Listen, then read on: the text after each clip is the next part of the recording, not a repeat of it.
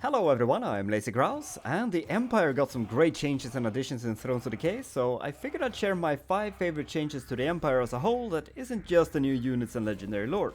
And first of all, a new starting position for good old Balthazar Gelt. We used to have the problem of only playing in the Empire, but now they're probably the most spread out faction in the game. Except maybe Skaven, but we don't even know if Skaven are real, so they don't count. But we got Empire in Lustria, Southlands and now Cathay, and of course the Empire. So as long as you don't care who you play as, you can play the Empire pretty much anywhere in the world. And the old starting position for Gelt was different enough from Karl Franz to make their campaigns play pretty differently from each other, but with none becoming playable, one of them had to start elsewhere, and it makes sense to move Gelt. I probably wouldn't personally send him to Cathay, but that's mostly because Cathay is my least favorite area, and I quite like Gelt. I'd probably have him close-ish to the Empire without starting too close to Nolan and Karl, like maybe the southern border princess Tylea, or dare I say Estalia. But I guess Cathay needs more legendary lores of different factions to be more interesting, so it might as well be Gelt. And he has his weird alchemy bromance with Zhao Ming as well, so that's fun.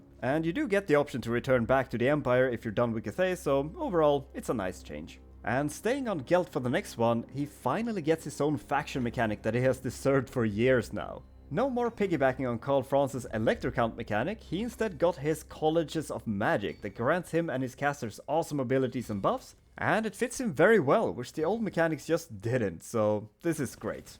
And that's not even the only character rework in the Empire, because next up Karl Franz, the most popular character in the game, of course also got a rework. And it's pretty good. The Elector Count system is pretty much the same, but the Imperial Authority bar has been overhauled to be a lot less random and not as catastrophic if things goes poorly. But the biggest change is you actually have control of your use of prestige, so you don't have to live on the whim of the events and can actually spend prestige to make things happen if you can afford it. Like starting a justified war against an elector, send aid to people, or straight up confederating someone with enough fealty. And this is a great change and how I always wished it was, because I really didn't like just sitting around and hoping for the right event while stockpiling like 10,000 prestige that I really couldn't use for anything.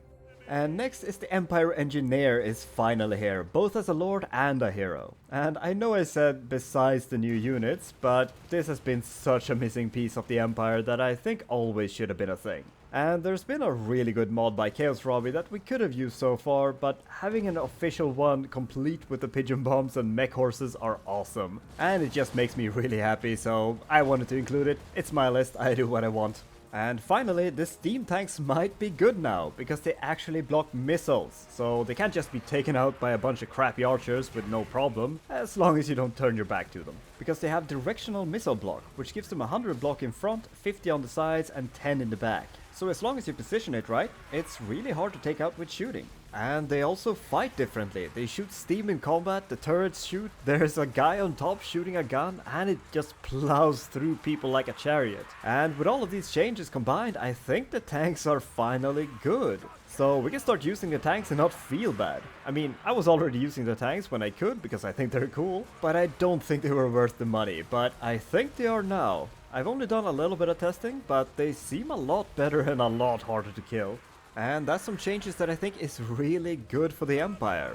What do you think? Do you think they're good changes, or do you think they're changes for the worst? I'd like to hear your opinions, but I'm gonna end this here, so thank you so much for watching, I hope you enjoyed it, and I'll see you next time. Bye bye!